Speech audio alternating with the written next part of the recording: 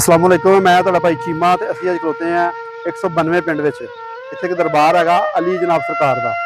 इस दरबार के मुतलक कुछ हैरानकुन चीज़ां हैगियां जिहड़ियां मैं तुहानूं अगले जाके वीडियो में दस्सांगा। पहले तुसीं मेरे पेज नूं फॉलो कर लो, शेयर करो मेरे वीडियो नूं, कमेंट करो अच्छे अच्छे। पत्थर लगा है सफेद रंग का, वाइट पत्थर हैगा, ठीक है। आ एंट्री गेट हैगा मेन जिहड़ा दरबार का अंदरला। यह सेन हैगा, यह सेन हैगा वा। यह जनाब वो पत्थर लगा है बड़ा जबरदस्त किस्म का। यह मस्जिद हैगी सामने, यह दिखाओ जरा, यह मस्जिद है, ठीक है। तो बकायदा आ बड़ा ही खूबसूरत सेन हैगा, काफ़ी बड़ा हैगा, ठीक है। तो बाकी आ जाओ भी अंदर जाके तुहानूं मज़ीद दिखाने हैं।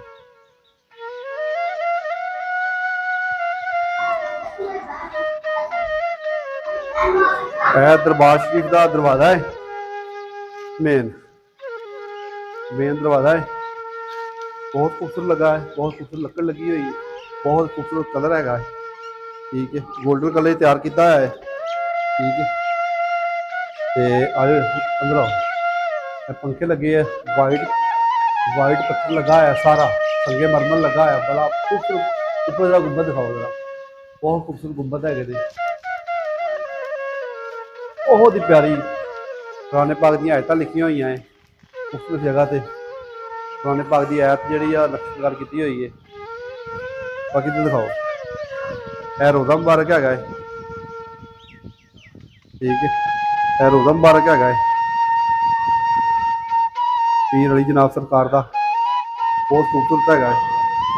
इधर दिखाओ गुंबद जी, संगे मरमर का पत्थर है, बहुत खूबसूरत लगा है।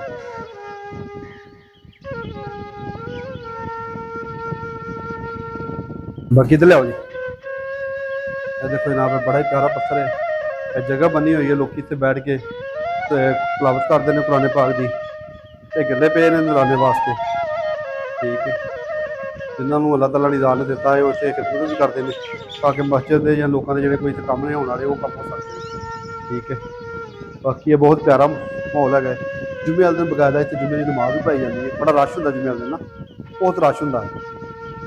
पूरा बहुत खूबसूरत आ पत्थर जो संगे मरमर लगा, नीचे भी दिखाओ, नीचे भी वाइट कलर का पत्थर लगा है, अंदर भी खूबसूरत है। खूबसूरत लकड़ी दी जालियां लगी हुई हैं, लकड़ी का काम किया है, ठीक है। उत्ते ना कलर इस तरह का होया, लेकिन लकड़ी की बनी हुई है जालियां।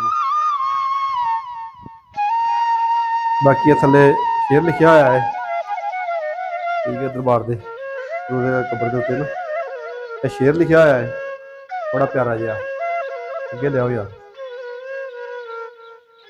ऊपर दसो कुरान पाक की जी है ना तलावत लिखी हुई है, जगह जगह सूरतें कुरान पाक लिखी हुई है, बहुत जबरदस्त आ। बड़े बड़े दरबार देखे लेकिन बड़ा सुकून वाली जगह वा, और सुकून माहौल आ, कोई शोर शराबा नहीं है, कोई ऐसी गल नहीं है। बाकी नमाज हो रही है, कर लगे हैं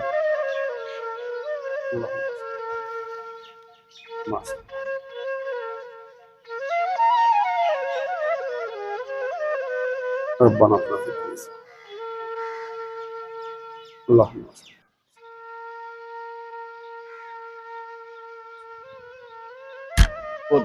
अस्सलाम दोबारा कर।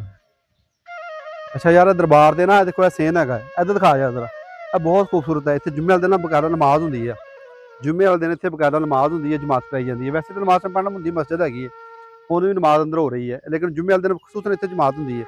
बाकी बहुत प्यारा व्यू है, दरख्त है ने, बहुत खूबसूरत दरख्त ने, ठीक है। 4 चफेरे दरख्त ने दरबार के, बिल्कुल खूबसूरत।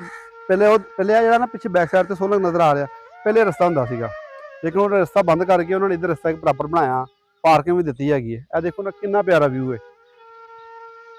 दरबार के चारा कोने ते ना इस तरह के खूबसूरत कमरा टाइप बनाए हुए हैं, ठीक है।